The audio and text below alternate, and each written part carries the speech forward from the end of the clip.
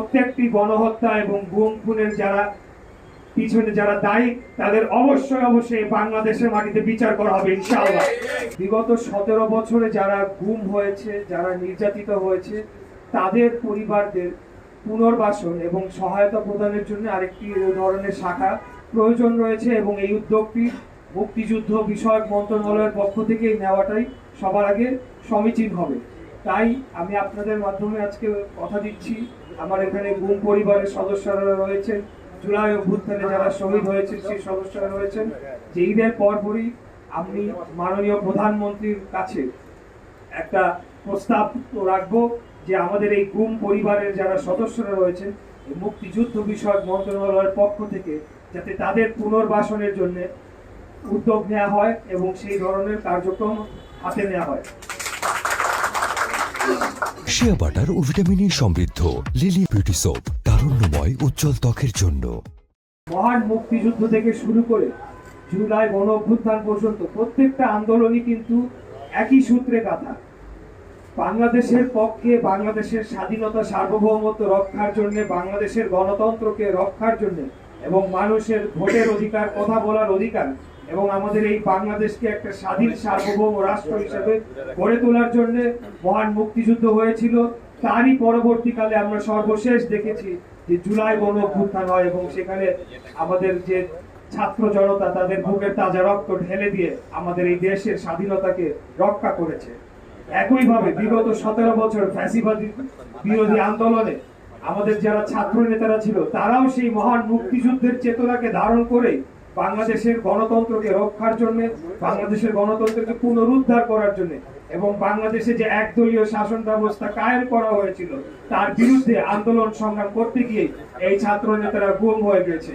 তাই আমি মনে করি যে এই সকল যে আন্দোলনের মাধ্যমে যারা তাদের শহীদ হয়েছে, যাদের পরিবার নির্যাতিত হয়েছে, তাদের পুনর্বাসন করা, তাদের ভবিষ্যতে তাদের যে সন্তানরা রয়েছে, ছোট ছোট সন্তানরা আপনারা দেখছেন, ওদেরকে আমি দেখেছি তারা অনেক ছোট ছিল।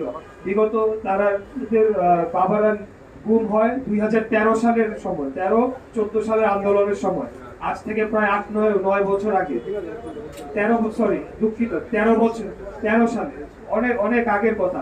তখন আমি তাদেরকে দেখেছি, তারা ছোট ছোট ছিল, আজকে তারা বড় হয়ে গিয়েছে, তাদের চোখের পানি ঝরতে ঝরতে তাদের চোখের পানি শুকিয়ে গিয়েছে।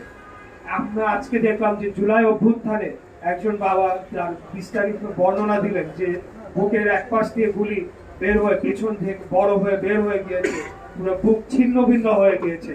তো আমরা আপনাদেরকে কথা দিচ্ছি, এই প্রত্যেকটি গণহত্যা এবং গুম খুনের যারা পিছনে যারা দায়ী তাদের অবশ্যই বাংলাদেশের মাটিতে বিচার করা হবে ইনশাআল্লাহ।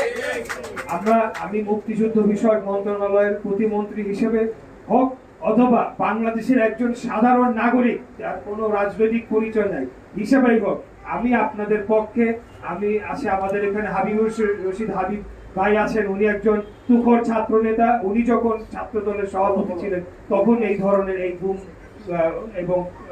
গুম এবং নির্যাতনের একটা ভয়াবহ অত্যাচার নেমে এসেছিল। তাই ওনার সামনেও আমি বলছি ইনশাআল্লাহ এই পরিবারগুলোকে পুনর্বাসন করা, তাদের যে সন্তানরা রয়েছে তাদের উচ্চ শিক্ষা নিশ্চিত করা, তাদের কারোর বাসস্থান নাই, নিজস্ব বাসস্থান নাই। আজকে যদি তাদের বাবারা বেঁচে থাকতেন, তারা ভালো পজিশনে থাকতেন, তাদের একটা নিজস্ব বাসস্থান থাকতো, তাদের ছেলেমেয়েরা ভালো পড়াশোনা করতে যাওয়ার জন্য চিন্তা করতে হতো না। এই জিনিসগুলো আমরা অবশ্যই নিশ্চিত করতে চাই এবং এটা আমি মনে করি বাংলাদেশ সরকারের দায়িত্ব এই জিনিসগুলো নিশ্চিত করা। তাই আমি আপনাদেরকে কথা দিচ্ছি ইনশাআল্লাহ আমরা আগামী রোজার ঈদের পরে যখন আমাদের কার্যক্রম পুরোপুরিভাবে শুরু হবে, আমাদের মাননীয় প্রধানমন্ত্রীর কাছে আমরা যাব দরকার হলে গিয়ে এই পরিবারগুলো যাতে আগামী দিনে তাদের ভবিষ্যৎ যাতে সুরক্ষিত হয় সেটা নিশ্চিত করার জন্য আমরা কাজ করে যাব।